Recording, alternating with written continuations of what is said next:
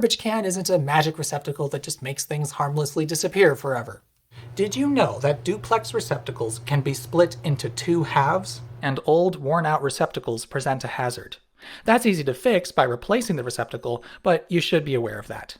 This is a NEMA 1450 receptacle designed to let you have both an EVSE and a dryer plugged into the same receptacle. Well, at home, I do indeed have a 50 amp circuit going to this receptacle. Have an electrician install a NEMA 650 receptacle.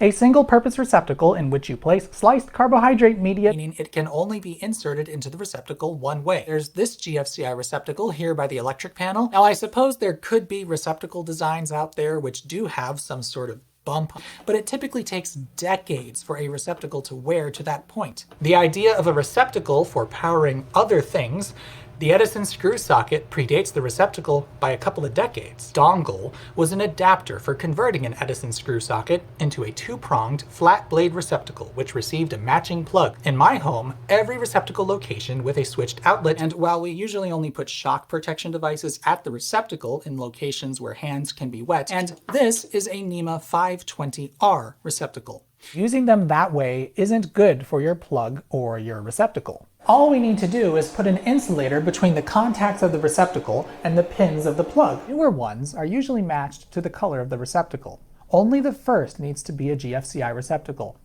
So although this is only a 15 amp receptacle, the actual power it consumes will depend on the voltage at the receptacle.